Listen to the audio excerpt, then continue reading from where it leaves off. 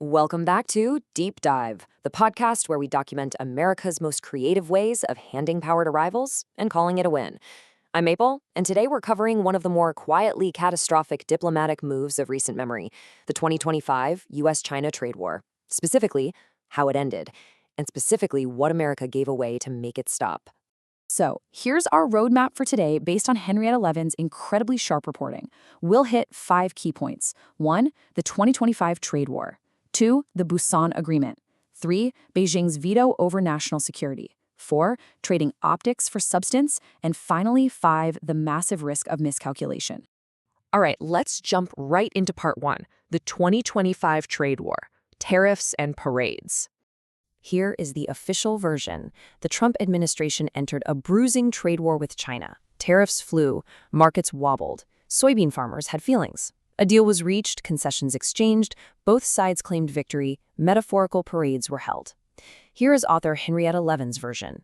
The United States quietly handed Beijing an informal veto over American export controls in exchange for trade concessions, roughly equivalent to letting your neighbor decide which locks you can put on your own front door in exchange for him returning your lawnmower. A lawnmower you also paid for. But details.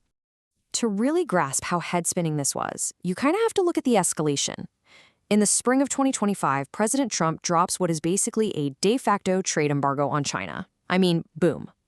But then, fast forward to mid-2025, and Beijing hits back with this brutal rare earth blockade. We're talking an absolute chokehold on materials vital for U.S. manufacturing. The pressure was quite literally off the charts. And it all came to a head right here at the October 2025 summit with the Busan Agreement. Which brings us to Section 2, the Busan Agreement, the price of a handshake. So what is an export control, and why does it matter who controls them? Export controls are restrictions the U.S. places on what technologies can be sold to foreign nations. Advanced chips, semiconductors, defense-adjacent manufacturing equipment. The kind of stuff that determines who builds the most sophisticated weapons systems, the most capable artificial intelligence, and ultimately who holds technological dominance over the next century. These controls are among Washington's most potent strategic tools. No troops required, no treaties, just quiet, targeted restrictions that are extraordinarily effective. When the U.S. cut Huawei off from advanced chips in 2019, it fired no rounds. It simply made certain technologies inaccessible. Huawei's smartphone division effectively collapsed. That is leverage. Levin argues that in negotiating trade concessions, the Trump administration agreed to consult with Beijing before implementing new export restrictions. Informally, no formal treaty, no Senate ratification, just a quiet diplomatic accommodation that transformed a unilateral American tool into something requiring Chinese input to deploy. Let that breathe. The United States outsourced editorial control of its own technology restrictions to the nation those restrictions were specifically designed to contain. That is not compromise. That is handing the opposition your playbook and asking them to help call your plays. Levin frames this as a structural power transfer, not a one-time concession, but a precedent. Once Beijing demonstrated it can influence export control decisions through trade pressure, the incentive to apply that pressure again is enormous. The template now exists. Every future negotiation starts from a different baseline. The trade concessions themselves were real. China agreed to resume agricultural purchases and ease restrictions on select U.S. firms. Measurable benefits. The soybean farmers did have better feelings. But Levin's point is that the exchange rate was catastrophically unfavorable. Agricultural sales are transactional. Export control authority is structural. It shapes technological trajectories over decades. Trading durable strategic leverage for temporary commercial gains is the geopolitical equivalent of selling your house to pay this month's rent. And America did it with a handshake. Quick break. If untangling international power transfers is your idea of a good time, you are exactly the right listener for this show. Subscribe, leave a 5-star review, forward this to someone who still thinks trade wars are just about tariffs. They need this. You would be performing a genuine public service. Reviews keep Leverage Lost running. Unlike American Export Control Authority, it is not subject to foreign negotiation. Your 5 stars are entirely your own. Use them. Moving right along to Section 3, veto over national security and imbalanced trade. Okay, so let's look at just how imbalanced this trade actually was. In 20th century disarmament, you had reciprocal restraint, right? Like identical military capabilities being limited on both sides. Symmetrical. Fair. But the Busan deal? Not even close.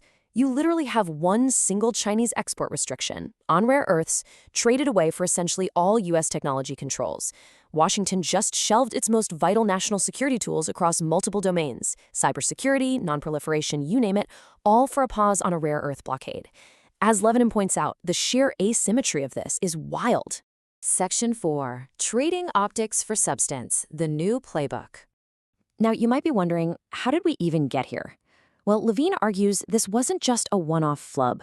It's a massive stylistic shift in how Washington approaches symmetry with Beijing. Under the past playbook, the U.S. strictly separated areas of cooperation from areas of difference. If a national security issue was non-negotiable, it simply wasn't on the table, period. But today's new playbook, man, everything is negotiable for a quick win. We're actively trading away long-term structural concessions just for the visible pageantry of a warm handshake. And you can see these structural shifts happening in real time.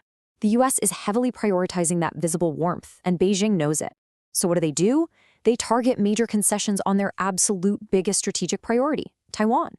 What's even crazier is that economic envoys have totally taken the driver's seat diplomatically. We've essentially decoupled our diplomacy from our global allies, ditching them for these isolated bilateral quick wins. Great for a photo op? For sure. But for long-term strategy, it's a nightmare.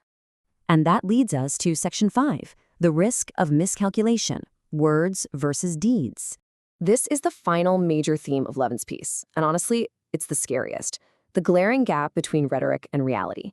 On one hand, you have this super accommodating rhetoric. Washington is out there touting a G2 partnership, pausing tech controls, and explicitly signaling apathy to Beijing on big strategic issues. But then, look at the military reality on the ground. $11 billion in Taiwan arms sales, massive multilateral drills. At the exact same time the U.S. is playing nice diplomatically, they're running their largest ever joint military exercises near Taiwan and the South China Sea.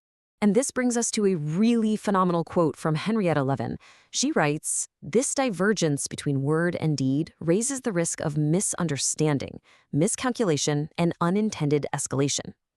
She's warning us that this bizarre mixed signaling drastically increases the odds of Beijing misreading Washington's intentions. Like, if they underestimate U.S. resolve because of the soft diplomatic talk, they could inadvertently trigger a very real, very kinetic conflict. So where does this leave us? Levin is not arguing the trade deal was worthless. She is arguing the price was too high and the cost was hidden, paid not in dollars, but in diminished future capacity to act unilaterally on technology policy. Every future administration trying to restrict Chinese tech access now operates in a diplomatic environment where Beijing has demonstrated it can push back through trade pressure and receive accommodation. That is a different world than the one before the deal. Quieter, less dramatic, significantly more consequential. Strategic leverage once surrendered is not easily recovered, especially when the other side noticed you were willing to trade it. Enormous credit to my producer FireflyHaku, who retained full editorial control throughout and did not consult Beijing once, a standard Washington could genuinely learn from. Thanks for listening, stay sharp, stay skeptical, and remember, the most expensive things in geopolitics are usually the ones nobody puts a price tag on. See you next episode.